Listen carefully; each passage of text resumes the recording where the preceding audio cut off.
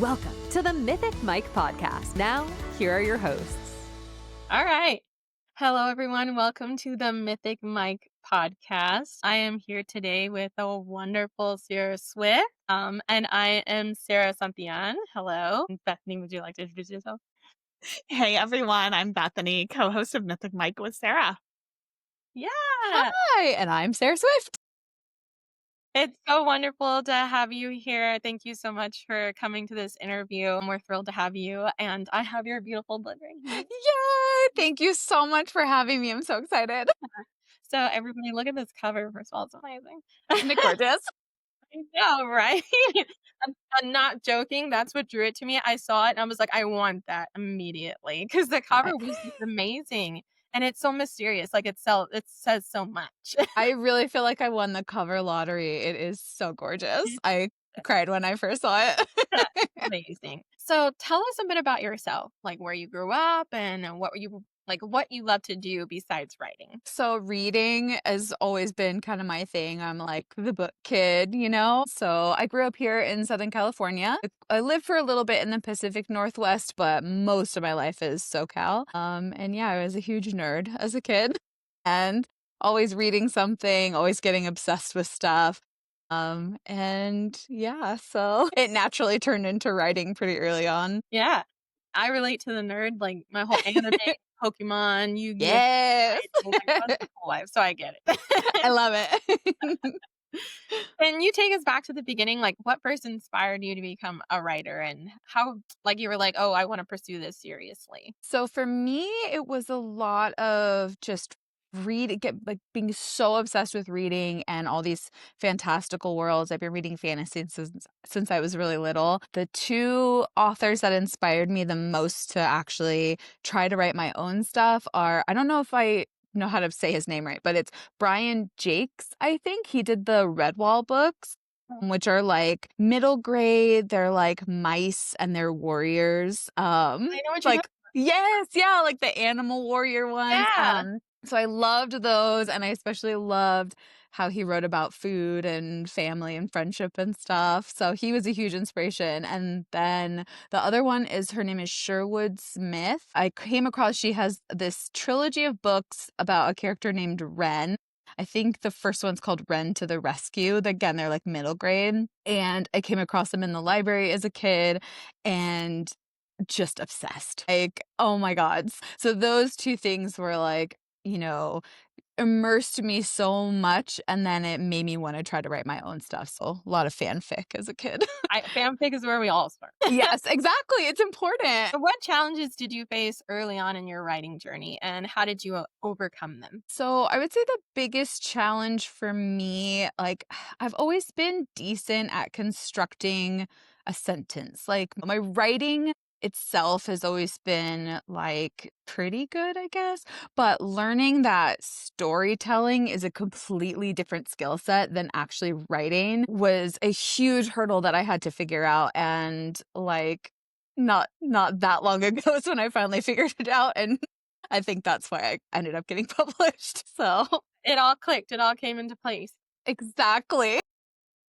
I know, it's strange. It's like, I know how to form the sentences. It's like a formula, and you're like, I got that down. But Yes. to make a full-length novel of Yes. sentences, that's a whole different animal. Exactly. And like character arcs, they always used to confuse me so much. Like, how do you have a satisfying character arc? And once I really sat down and figured that out, how to do that myself, that's when kind of everything, like you said, clicked into place. Yeah, that's awesome. That is such a wonderful skill, and as you can see, you're doing it right. Yay! Finally. What's one thing you wish more people understood about the writing process, or about you as an For me personally, it is very like, I don't know, that it overtakes you. That like when I go through different phases with projects, and when I am in the midst of something, I am not really a person anymore. I am like 95% book. I think there's a reason why a lot of authors thank their spouses in their acknowledgments for like dealing with them, because we become a whole other monster when we're in the middle of something. So I don't think like people that don't like aren't into creative stuff, I don't think they realize just how much it can consume you. It's every day you're thinking about it in the shower, you're thinking about it in the toilet, you're thinking about Yes, it. exactly. Like, before you go to bed, you're like, "Wait, you write something down." Yes. Like, I'm, like, doing my job and my boss is talking to me, and I'm like, "I'm just all fairies right now, so I can't hear you." This world. Yes. Yes, no, I it's amazing because that's you. It's like you're the creator of your own world. Yes. You have to be immersed in it. You have to know it backwards, forwards, and sideways. Exactly. You're living in it. Yes. Okay, let's get into your bet. If we could describe Kill the Beast in 3 words, but you can't use beast, kill, or dark, what would they be? I would say found family, it's 2 words, and friendship. Oh yeah. Oh yeah, I couldn't describe it better. That is Oh. exactly No, that's exactly how I would describe it. It was so beautiful how the story was set up, in my opinion. And it just it relishes in it. And that's where the strength in is, and the conversations and surrounding those themes are just so impactful. Like it really got me. I was like, oh my gosh, like to heal, the healing. I felt like your book did that very well. Thank you. Yeah, so I love that. Perfect. Yay.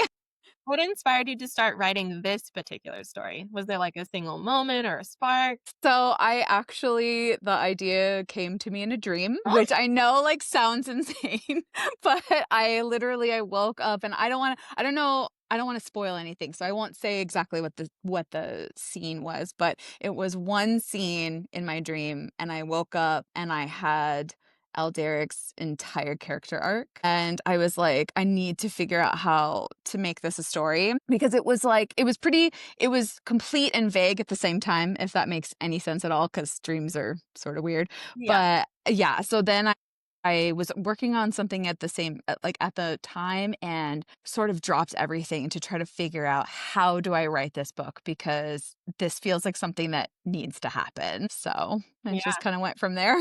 Dreams are just such amazing places. Your brain just sits there and gives you all of your creative juices. Yeah, I love it. And like my brain like works really weird. Like, I don't know if you've heard the whole, do you have an inner monologue or not sort of thing. And Yeah. I don't really like I think in imagery and scenes. And so my Yeah. dreams are super vivid. So it's like watching a little movie, which is Yes. awesome. Yes. I was so surprised when I found out people when they read books didn't see a movie in their head. 'Cause Right? reading a book and I'm like, it's a movie. I'm watching a Yeah. movie now. Like literally. Yeah. So that's so amazing. And like my husband has told me like he knows when I'm like seeing my movie in my head basically because Yeah. he's like, yeah, your eyes glaze over. I know you're not really seeing what's in front of you. He's like, "You're gone. She's Yeah, gone." he's like, no, she's not there. That is so cool. Which scene was, like, your favorite to write, and which one, like, kept you up all night? Okay, so my favorite was Lyssa teaching Alderic how to throw a punch. Yeah. That was so I love that, and, like, that, I think it made it through every draft, like, I think that was one of the first things I wrote, so I love that, and then the stuff that really the emotional stuff is so hard to nail and to get right that anything with emotion, that's what kept me up at night, like, so the aftermath of the mermaid fight or, like, the climax of the book, just anything where emotion is the key, that's what I struggle with. Yeah, because there's so much buildup, like, you have to do Yes. steps up to that emotional, catalyst, and Yes. so it's incredible, like, the thought you have to put in to make that happen, and let me tell you, it was impactful. Thank you. It was so healthy and so impactful. I just love the way that Lyssa and Alderic talk to each other. Amazing. I you can't get any better. I Thank really you. so what kind of research did you do to build the world of Kill the Beast? Did you So No. sorry. Um, the most of the research I did was there was 2 books and I wrote down her name, so let me look at my piece of paper. Judith Flanders. So she wrote a book called wait, what is it? The Victorian City and the Victorian House. And the Victorian City is like basically what it sounds like. It's all the details about Victorian London in the time of Charles Dickens. And the Victorian house is specifically focused on the domestic household, and from minute details like what products they would buy or what cleaning they would have to do, how the wife ran the household, how the servants handled everything. So those two books were my, kind of how the world came to life for me. Originally, this started out as a medieval fantasy, and I realized I just couldn't write a medieval fantasy. So we went with Victorian-inspired instead. So, yeah. I can definitely see that idea, with the way that the characters are. But I loved how you went, I just love Victorian because it's so Gothic. It's so, you can do so much with it. And it was really immersive. Like when I close my eyes and I'm reading your book, or not close my eyes, but when I read your I could definitely see the world, like the stones, the homes that you were describing, the graveyard, everything was so vivid, and it really it widened the world for me as I walked with your characters through it. So I could definitely tell you put a lot of research into building that world. Thank you. Yeah, I really love research, and I like grounding my world building in something tangible and real. So I usually start out with a historical period that I'm interested in, and Victorian is one of them that I'm obsessed with. So aside from that, I just did a lot of research on fairies. I also went to the Renaissance fair and bothered blacksmiths for 20 minutes asking questions. I watched an hour, probably more than an hour, blacksmithing videos online. Very cool. No, that is so cool. To get the real life, to go out there and Yes. that's really cool. The blacksmiths were really patient with me. That's so sweet. I was trying to climb over the little fence that they have. What are you doing? Can I see? Can you explain it? And they're like, I was like, can I try? And they're like, no. Can you imagine making a sword? Oh my gosh, I want to so bad. I would just burn myself probably. I'd probably lose a hand. Yeah. Oh my gosh, someone has to make Lyssa's sword though. Lyssa's sword. Yes. Oh my gosh. That'd be amazing. Yeah. Was there any weird facts that you stumbled along as you were doing your research? Something that was that's really strange. I did the research so long ago. My brain is kind of mashed potato lately. So, but I do remember coming across a fact that I think it was specifically the upper class women, that all of the layers of clothing that they wore was about 40 pounds worth, which is crazy. Wow. Yeah. So yeah, I wouldn't be able to do it. Yeah. No. That's a pass. I'm walking around in a sheet. Literally. I'm PJs for me. That's incredible. That makes a lot of sense to why she was this is not practical. Yeah, no, she's I'm not wearing this. Yeah. If you could spend the day with one of your characters, who would you pick? And what would you guys do together? Alderic, and we would go shopping. Oh, hands down. I need him to pick me out an outfit. And it would be so colorful, and it'd be perfect and so charming. Exactly. It would have oranges or butterflies on it or something. I would just look at him and be anything with flowers, and then I know I'd be set. Literally. I love the way that you described him. He was so out of the box from what you compare normal fantasy when you think of male characters, but he was still masculine, and he had feminine entities, but he held it so strong, and he was just so charismatic, and all those things just made him such a complete and unique person. You fell in love with him immediately. And then his wall, he did remind me of Hal from Yes. Absolutely, he did. When people started saying that, I was oh my gosh, he even throws tantrums like him. Literally.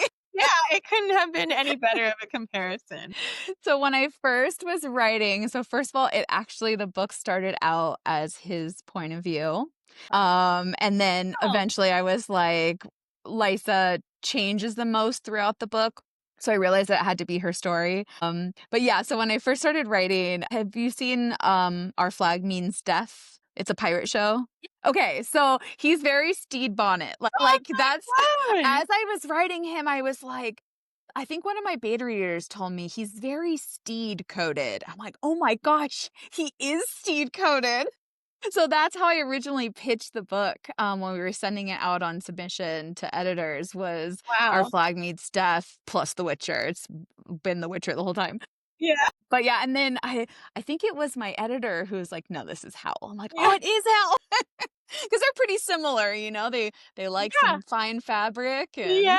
And yeah. they have the tantrums and they're whimsical, Exactly, yes. exactly. It was I was like, "Oh my gosh, they got it spot on." Okay. Without any spoilers, which character do you feel experienced the most growth throughout the story? I think we know it. Yeah, definitely Lyssa. I'm so surprised that it was originally going to be Alderic's story, but then you noticed her growth and you're like, "No, it's gotta be her story." Yes. You wanna talk about that? Yeah, so like I said, I got the idea in a dream and it was his character arc that came to me in that dream. For the while I was plotting it out at first, he was the one I was so focused on. And then I'm trying to think like, how do I build this into a novel? Obviously, I need more characters. Who would be the best foil for him, essentially? Then I realized as I was kind of mapping that out, then it became like a dual POV situation because I'm like, okay, well, Lyssa now is extremely strong character arc and she changes a lot. And so I was having it go back and forth between the two of them. And then I realized, no, like it works so much better to just focus on her because then you get the fun surprises and stuff. So Yeah. without spoiling anything. There are some major surprises, guys. Like, wait, it was like one surprise and then another surprise. I was just like, the surprises hasn't stopped. And I was just blown away. Oh my gosh, it was great. I can't wait. I can't wait for everyone to get their hands on it. Yay. Oh my gosh, I can't wait. Oh my, I'm so excited. So, for listeners who haven't read the book yet, what kind of reader do you think will absolutely love Kill the Beast? Okay, if you love fantasy adventure, if you love found family, I know a lot of people who've been really wanting to see more platonic love in books versus, because and I love a good romance and I love a good romantasy. So please don't get me wrong. I am a reader of those genres, but I think that there's a huge focus on that right now. And so I think if you are wanting something a little bit different, something that focuses on a different kind of relationship that is just as strong as like a couple, this might be for you. Yes, I will say that their relationship was so refreshing. It felt so real and authentic, and there was so much layers to it and the way that they interacted. I was just like, this is beautiful. And it Thank you. in a way that I love romantasy and romance, yes, but it was such a different way that emotionally that their relationship impacted me. It was very refreshing. Thank you. My sister loves that because she's looking for books that are platonic. And I was like, I have one.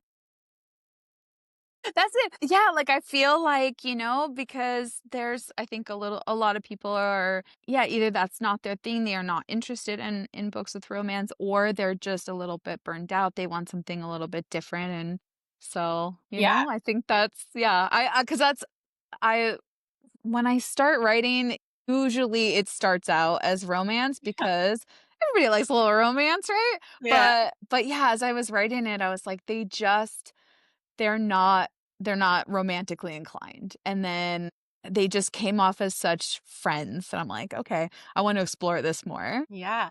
It was amazing. You did a wonderful job. It was so Thank beautiful. you. Yes, I loved it. So without giving out too much away, can you give us like a tiny hint or teaser to anything you might be working on next? So I'm working on another project with fairies in it, and it has a lot to do with fairy bargains. Um, Cool.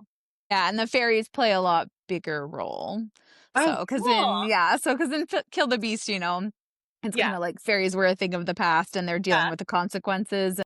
Yeah, so this is a lot more of fairies are definitely in this world and they are causing some trouble. Oh, that is, I'm not gonna lie. I wanted to know so much more about that because it was so interesting to know about the bargains because it felt like a lore, like a little bit of lore that I was like, I want more.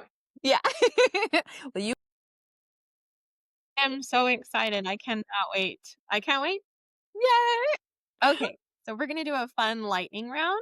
Okay. If your main character had a TikTok account, what kind of content would they post? Okay. Lyssa, it would be blacksmithing videos for sure. Alderic.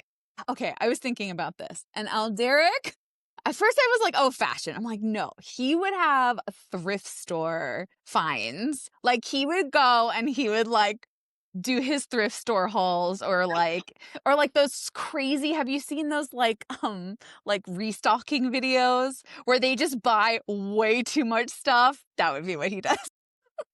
He's like, a day in my closet. Yeah, and it's like an entire house worth. Spot on. Okay, your main character goes to therapy. What's the first thing they lie about? Okay, Lyssa would only be in therapy because everyone around her made her go. 100%. So her lie would be like, well, I don't know why I'm here. I don't have anything to talk about. Yeah, she would just be like, I'm fine. Yeah, I'm fine, okay? That's so true. Okay, which of your characters would be the worst road trip companion? I'm like, Okay, that's actually a tough one because, like, it depends on what you want out of this road trip. If it's like you're going to a destination and that's the main, like, thing you're doing, Alderic would be the worst because he would want to keep stopping. But if it's the journey is like the thrift stores we saw along the way, or like the outfits we planned, then Alderic would be amazing and Lyssa would be really awful. Because she'd be like, let's go. she's like, if I see another store, I'm gonna lose my Yeah. She's like, come on. It's just to have them in a car for that long. Oh my God, she would smack him. If two characters from your book formed an unlikely alliance, who would it be and why? Ooh. An unlikely alliance would probably be Lyssa and her ex-girlfriend, Honoria. You know, Yeah. they would hate each other the whole way. Oh gosh, 100%. The whole way. They'd be Yes. making jabs the whole way. Oh my God. The Leave- tension. Leave each other in danger constantly. Yes. It would be catastrophe. It would be just chaos. If you had to survive 24 hours inside the world of Kill the Beast, what would be your survival strategy? I would go to a bar. I would go to Warham, the city. I would find the place where they ate dinner and I would just eat a steak or something. Like, I would stay out of everyone else's way and just, chill. I know. It's like you put your head down, you don't see anything. Like, Exactly. you know, all the monsters, you don't see anything. Yeah, and like in a city, there's not going to be any trolls nearby. So, yeah, Yeah. be safe. You know what? That makes a lot of sense. Just stay in. Yeah. I'm just going to chill. So one of your characters is secretly a Swiftie, and I already know. Who is it, and what's their go-to Taylor Swift song? Okay, so I have to say, I am a heavy metal girl. So Okay. I did some research and I listened to some Taylor Swift and I also texted some friends who are Swifties to help me out. And I know you think that it would be Alderic because I think everybody thinks it would be Alderic, but I actually think it's Lyssa because she loves her romance novels, right? Right. So, and I think Bad Blood would be her song. Oh my God, she'd have it on her Right? earphones. She's going into battle. She'd be thinking about Honoria and just punching something while listening to that song. 100%. And I gotta say, That's funny. it's pretty catchy, so you might have turned me into a Swiftie. Oh my gosh, that's great. Normally I'm like I said, heavy metal, but I'm like, actually, it's pretty You good. know, I'm not surprised. Honestly, when I was reading that character and I didn't even know you, when I saw your picture, I was like, I feel like Lyssa is the author. I got a vibe and I was like, I just feel like they are just similar. From the description and I was like, I just feel like that's what she gives off. She just gives off, I'm very like, I'm a go-getter. I'm very ambitious. And yeah, there's a lot of me and Lyssa. There's a lot of my husband and Alderic. that is wonderful. Okay. I'm gonna finish up, or maybe two more questions. Okay. If Kill the Beast had a theme song, what would it be? Okay. This is gonna sound weird, but Hosier's Take Me to Church. My gosh. But make it platonic. My gosh. If that's possible. I listen to that song all the time. Now I'm gonna have to read the book and listen to the song. Right? There was this moment when I was working on this book and like I said, so I had just heard it for the first time. I was super late, right? So I'm like writing this book. It comes up on my Spotify randomly. And I stopped what I was doing. I think I was doing the dishes. And I stopped everything. And I literally started crying because I was like, yes. this is the book. Yeah. And it was just such an insane moment. And so, yeah, so the whole time I've been like, all right. I, like, sometimes if I need to get pumped up, I put it on in my car and I'm like, that's my book. Girl, you should make a playlist because that's amazing. I made one and there are exactly 2 songs on it so far. And one is Take Me to Church and one is Bad Blood. Oh, that's perfect. So, yeah, there you go. That's a playlist. It's perfect. Yeah. Okay, for our last question, for aspiring authors listening today, what's one piece of advice you wish you knew when you were first starting out? How long everything takes. Oh, yeah. I was that little baby writer that was like, I just finished my first book and I'm going to go and I'm going to get published and I'm going to get a book deal. And yeah, no, it took 15 years. 15. Yeah, 15. 15, I think this was book number 6, 6 or 7. Yeah, so it takes a long time. You have to be persistent. There's some quote, and I can't remember who said it or even what the exact quote is, but it's basically like, no, I can't even remember. But it's essentially that persistence is like the most important thing when you're trying to break into a creative field, and just keep showing up, keep doing it, and if you were, you'll get there. Well, you are persistent. That is incredible. And I'm so Thank you. glad that you didn't give up because we wouldn't have this amazing book in front of us. Yay! This was literally like my make it or break it book. I was like, I don't know if this doesn't work out. I knew I would keep writing no matter what, but I was like, if this doesn't work out, maybe I shouldn't pursue trying to be published. Maybe I just like this for fun as a hobby. Yeah. And maybe I should just put my stuff up online, like on a website or whatever. And then it actually ended up working out. So Wonderful. yeah. Well, thank you so much for joining us. It was an absolute blast to have you here. Thank you so much. I've learned so much and I'm amazed. Bye. But thank you again for coming to the Mythic Mic podcast, and you have a wonderful rest of your day. Thank you so much. Thank you for having me, and I hope you have a wonderful day as well. Bye. Bye. I'm still wording this.